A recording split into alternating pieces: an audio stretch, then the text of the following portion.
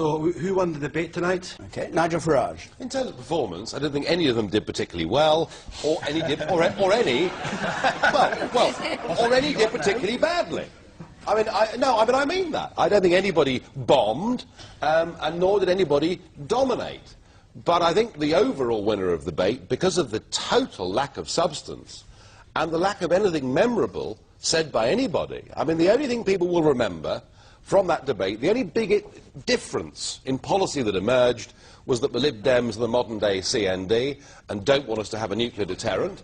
But other than that, I bet you tomorrow morning, any of you going to work, ask the person next to you on the bus or the train, can they remember a single phrase that was uttered by the leaders? I bet the answer is no. And for that, I think, because you literally can't put a cigarette paper between these parties on the major policies like immigration, I think the real winners tonight are the none-of-the-above party and the others. Right. People will not be inspired.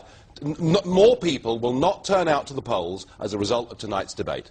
People have picked up on the immigration debate, and I must say, I thought that was the most dishonest part of the entire debate. Firstly, Nick Clegg did not make clear that, of course, the Liberal Democrats believe in amnesties for illegal immigrants, and all three party leaders talk constantly about non-EU immigration, that being the bit that we still have some control over.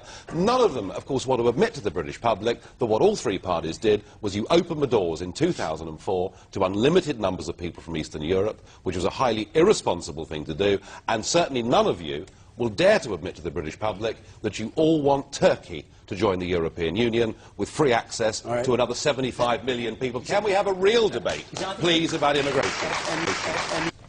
By inviting the public to govern, are the Conservatives abdicating the important role of government and state in delivering the services our society needs? Nigel Farage, what do you make of this argument? I would say that our paid professional politicians running things centrally haven't actually done things very well.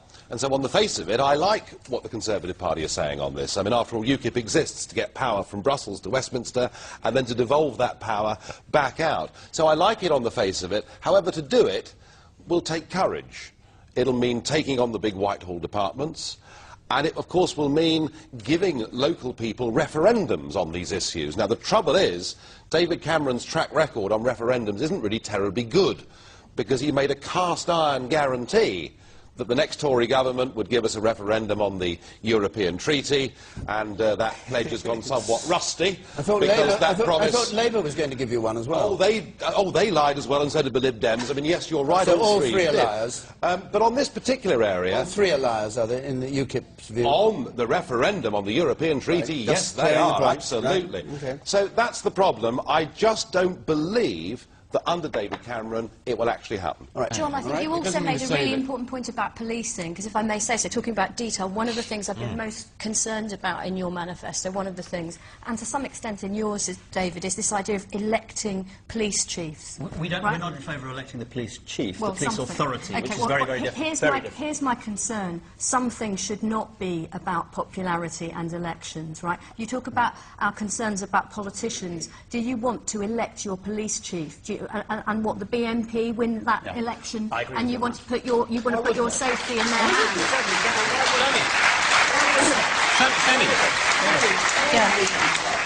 Surely we can trust the British people to make sensible decisions about who their local... Would you like to elect the judges as well, then, Nigel? Well, should we have, I have to say, rather than having political appointees, yes, I would. I mean, I've got no problem with that. Extraordinary. The man wearing the red sky up there.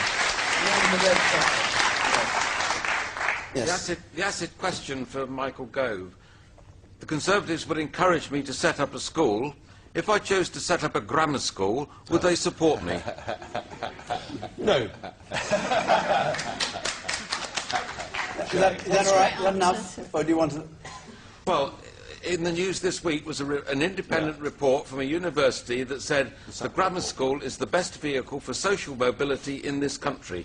And we have closed them down, and we are reaping the harvest. Absolutely. Michael Gove?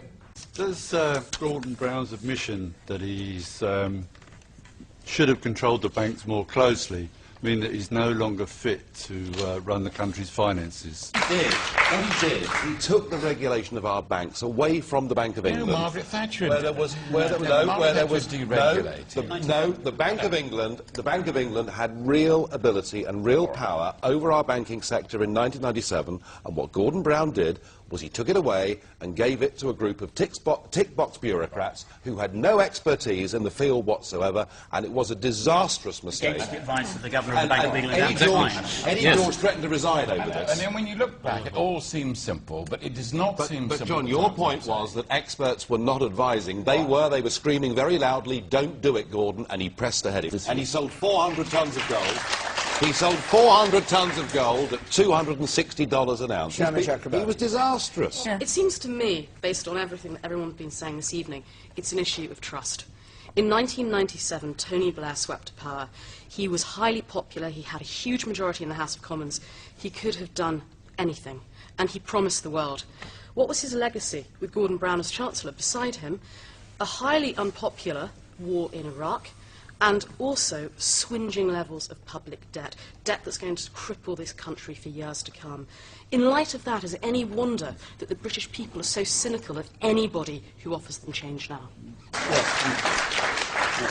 Kelly Mahood. Would a hung parliament be the political equivalent of a giant cloud of volcanic ash settling over the country? Nigel Farage. No, I mean, hung parliament. All this giant nonsense. cloud of volcanic ash, or a good thing? No, all this nonsense that a hung parliament would be disastrous. Well, we have effectively a hung parliament in Scotland and a hung parliament in Wales, and those coalitions are operating pretty effectively. We've had coalition governments before in British politics. I don't fear it at all. I think the good thing that would come from a hung parliament, I agree with what you've just said, is that we would at last get some degree of proportionality into our system, because it isn't just the people that turn out to vote that feel they're wasting their time. There are millions who simply don't even bother to go out and vote because there's no incentive. So if a hung parliament gives us electoral reform and breaks... gives them power. Forget about UKIP. What it would do, John, it would break down this ridiculous... Forget about UKIP. This How can ridiculous... you forget about UKIP? Oh, well, I could, honestly, believe me. But if we break down this ridiculous tribal politics we've got in Britain today, that would be a very good thing.